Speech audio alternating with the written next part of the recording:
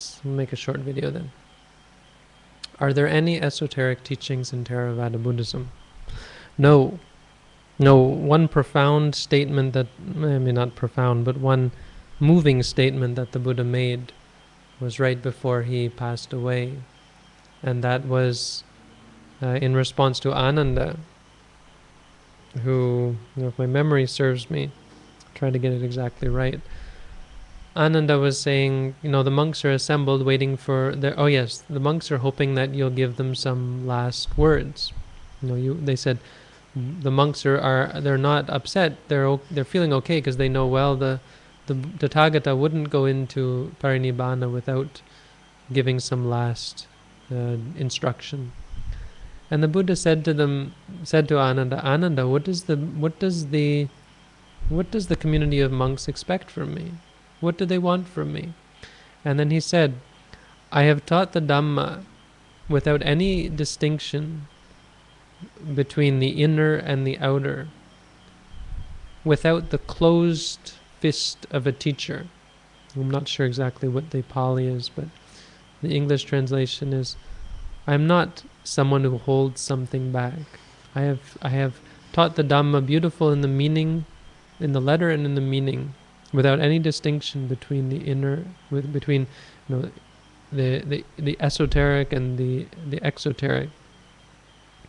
I've given you everything. I've explained to you the beginning, the middle, and the end of the holy life, and I've done that in full. It's like, what else is there?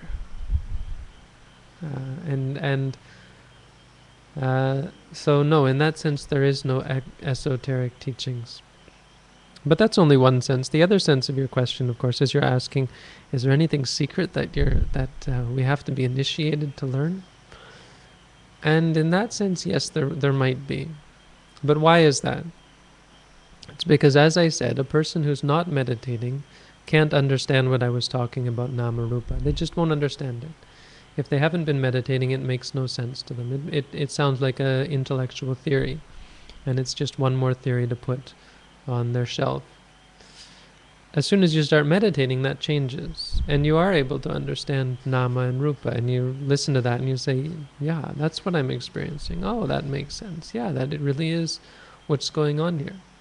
And then you practice a little bit more and you reach the second stage of knowledge, and then we explain to you about that and talk to you, and you say, yeah, that is what's going on. But if you didn't reach the second stage of knowledge, it would be meaningless, and our words would have no significance to you.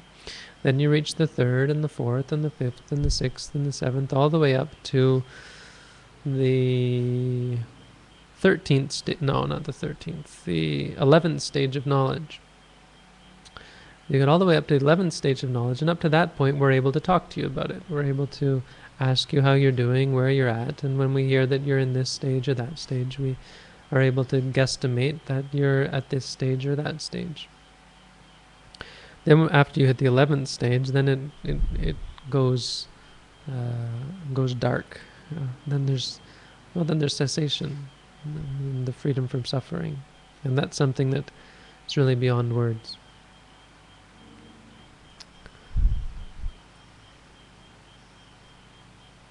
So my point being that we're not going to talk to you so much about those higher stages, because if you haven't reached them, it's really useless for you. And it can be detrimental, because as an intellectual theory, you're just going to sit there and say, when am I going to reach this one? When am I going to reach that one? Did I reach this one yet? Did I reach that one yet? Was that this?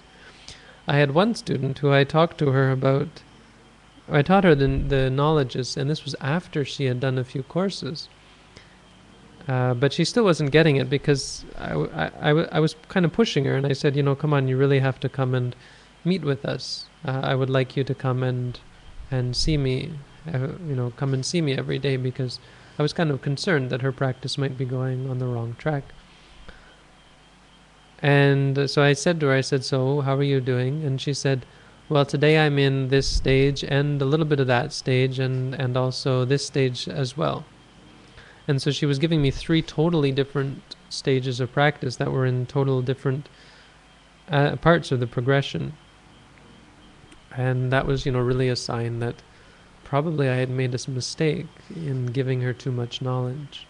because it was obviously hitting her in the wrong way. She was misunderstanding and misinterpreting, and therefore thinking somehow she could be in 3 places at once, which is really not possible. Technically it could happen. Suppose in the morning you're in this stage and you go to that stage and then you drop back down or whatever. It can happen, but it doesn't really work that way. Not in practice. So these are the kind of things that it's better not to know. You can go and study them, but it's going to be meaningless to you. It can even be detrimental. My teacher said if you've read about the knowledges, he said it'll block you. He was very harsh. He said a person who hasn't practiced and reads about the knowledges will be blocked from realizing the truth, will be blocked from nibbana, from enlightenment. So we all kind of sat there and were like, whoa, I think he was being a little bit over dramatic. I'm not sure.